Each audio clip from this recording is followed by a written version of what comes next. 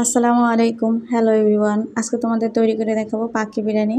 কাচ্চি বিরিয়ানি আর পাখি বিরিয়ানি দেখতে অনেকটা একই রকম, কিন্তু এটা স্বাদ ভিন্ন। আমি এখানে 1 কেজি বাসমতি চাল নিয়েছি। তোমরা চাইলে পোলার চালও নিতে পারো। এবার চালটাকে ভালো করে কষলে ধুয়ে নেব।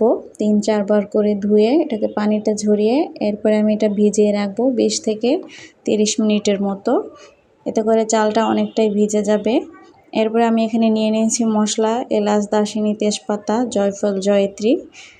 এবারে আমি নিয়ে নিয়েছি এখানে প্রায় 2.5 কেজির উপরে গরুর মাংস। মাংসটা সাইজটা একটু বড় হবে। আর আমি এখানে তেল হাড় সহ নিয়েছি। আর পাখি বিরিয়ানিতে সিনার মাংসটা হলে বেশি ভালো হয়, তাতে করে সেদ্ধ হয় তাড়াতাড়ি। এরপরে আমি এটাকে ধুয়ে পরিষ্কার করে নিব। দিয়ে দিয়েছি এখানে 1.5 কাপ তেল। এরপর দিয়ে দেব আমি 2 কাপের মতো পেঁয়াজ বেরেস্তা।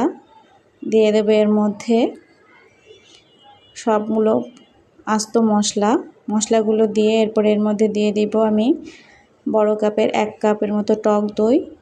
আর 1 কাপ দিয়ে দিব এখানে আদা রসুন বাটা। এটার পরিমাণটা হবে প্রায় 5 টেবিল চামচের মতো টক দই আর আদা রসুন বাটা দিয়ে দিব এর মধ্যে স্বাদ মতো লবণ। দিয়ে দিয়েছি আমি এখানে 1.5 চামচের মতো জিরার গুঁড়ো, 1 চামচ দিয়েছি ধনিয়ার গুঁড়ো। এবার এগুলোকে ভালো করে মেখে আমি রেস্টে রাখবো 10 মিনিটের জন্য। 10 মিনিট রেস্টে রেখে এরপরে চুলার জালটা অন করে দেব। দিয়ে আমি এটা প্রায় 20 মিনিটের মতন হাই হিটে ঢাকা দিয়ে রান্না করব।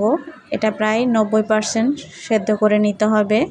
আমি এরপরে এটা যখন কিছুটা হয়ে আসবে সেই পর্যায়ের মধ্যে দিয়ে দিব 1 চা চামচ পরিমাণ গরম মশলা। আমি এখানে এলাচ, দারচিনি, জয়ফল, জয়ত্রীকে ব্লেন্ডার করে নিয়েছি। দিয়ে দিয়েছি আধা কেজি দুধ। আর আমি দুধটাকে জাল করে নিয়েছি।